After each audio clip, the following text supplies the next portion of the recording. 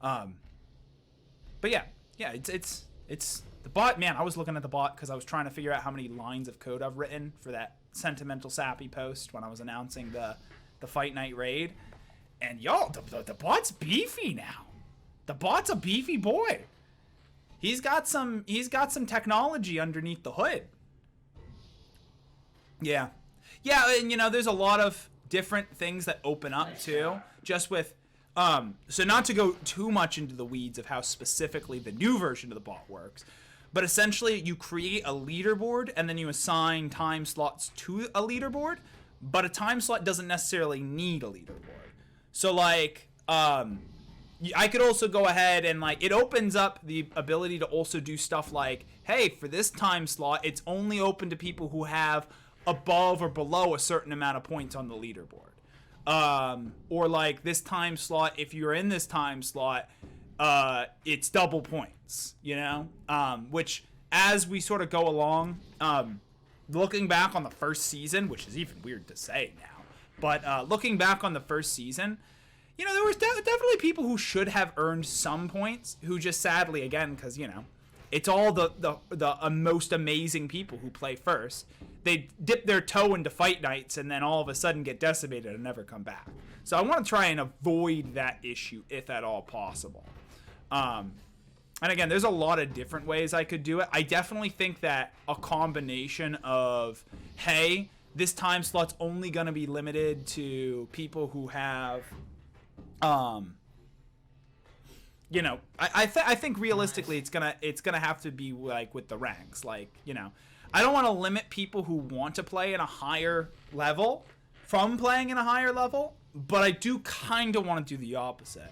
Like the Arcadian was great partially because it limited people based off of their skill level. I just don't necessarily. I don't know if I wanted to go off of the elo or the points, because if it's the elo, I would like to have that hard baked into the bot too. That way, you know, when I do hand it off to someone else, I don't have to explain all the ways that like I've basically made the bot work just via like my own logic. Oof, man, that one was close. This is just gonna be the time slot of broken win streaks, ain't it? Oh, nope, I guess not. Karma taking it back there. Woo, and did he? Okay, all right, we're back in this now.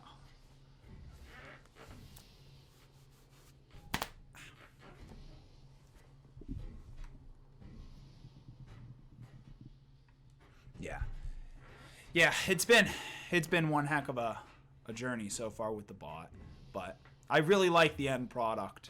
Really like it. Especially now that it's also a Twitch bot, and it also will probably at some point be a website. Like, I really wanted to. It was something. I had a very strong idea for what I thought the bot was going to be going into it, and I think that I cannot say that it ended up anything like what I thought it was going to be, but I really like how it ended up. Because I think that what happened was, I mean, there were definitely 4 solid points, and maybe even today this is a 5th, because of the changes that now I do have to make. But you know, it basically, you know, the first issue was just making it so that running these streams weren't a whole big issue. And then it was, how do I make sure to get as many matches as physically possible into the time, you know, the 4 hours that I have out of my week to stream. And then it was, how do I make sure that I future-proof this so that if there are a lot of competitors in these events later on, it isn't just overwhelming. And then now it's more fine-tuning of how do I actually make sure that, you know, how do I make sure that the people who come back and play every week are having a good experience, but also the people who are new and... Why is it... Oh man, they're 3-3 in the first round. Oh my gosh. Damn, son.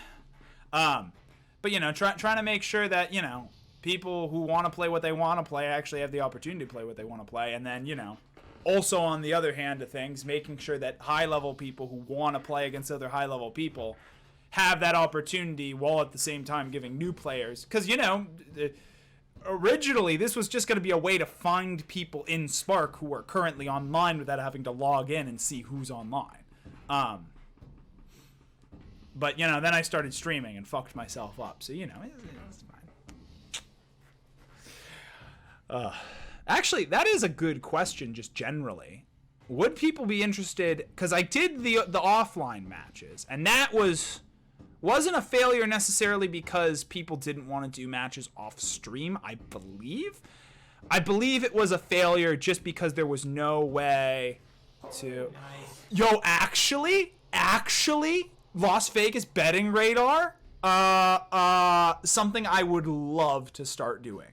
Because if they provide me with an API, there's no reason why I couldn't do it on the Discord. But that's like so far out in the future. But as for monetization models, I'm really surprised that VR esports didn't take off more during the pandemic. Because I definitely, if we get, we're at, no, I am going to still cuss. Welcome, 20 viewers. I cuss. But like, I'm surprised that these sort of events didn't take off during the pandemic. I would be very surprised if in the next 5 years we didn't have some sort of in-person event, probably in Las Vegas, all things considered, for VR esports. Because it's closer to a sport, and I say that with very giant air quotes on it. It's closer to a sport than other esports, just because you have that physical in fighting games, you have to have I still do this while watching. Oh, my bad, I'll stop. No, you're good. I'll try to do it in the middle. Too kind. My bad, dude. Ooh, Karma taking a second point there. But yeah, like in a fighting game, you have to have the muscle memory to actually know your moves. This is just kind of one step above that, where your moves require you to have the muscle. There are no moves. There is just your body. There is just the muscle memory. And when, like, in Sparc, when you're first getting started, it's mostly just getting used to the physical motion, figuring out how to do specific throws. And then now, the point I would like to think that I'm at, but probably still a little bit below, but the point that you get to in Sparc is the throws, the muscle memory, it's immediate, and you no longer have to activate the beta part of your brain, which is not a reference to Squiddy, but you don't have to activate your long-term thinking. You're immediately doing it on reaction, which when your opponent has 30 strikes and you need to figure out where they are and how to throw your ball, is that 0.2 seconds of brain processing time is so important. But yeah, no, I know that there was, I hesitate to say this, but I know that there was a Sparc event a while ago, like 3 years ago, that they were considering doing at a Vegas casino. So that Vegas casino might be open to it. Who knows? Yo, if it were up to me, are you ready for this? Because of course I've already thought this out. I would either want them face to face but closer, or I would want them on platforms, just to have them in a good place where you could put like camera angles and stuff like that. But I would want to have them either face to face or back to back, and then have that as a little view on top of seeing what they're actually, this view as for Sparc. Because then you could have spectators too, right? And how cool would it be to freaking have a virtual reality game with IRL spectators? That would be awesome.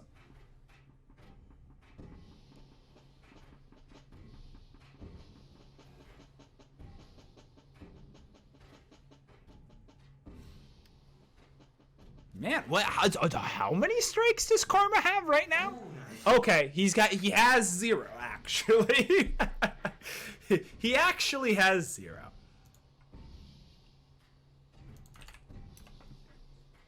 Soon, man. Hopefully. My goodness.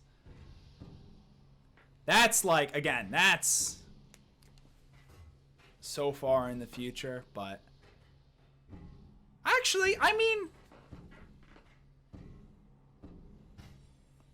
is it though? Is it though? I could feasibly.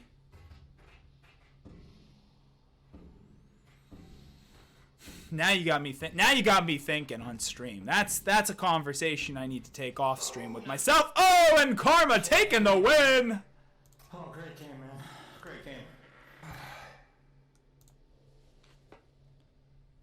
All right, Karma, you got your win streak.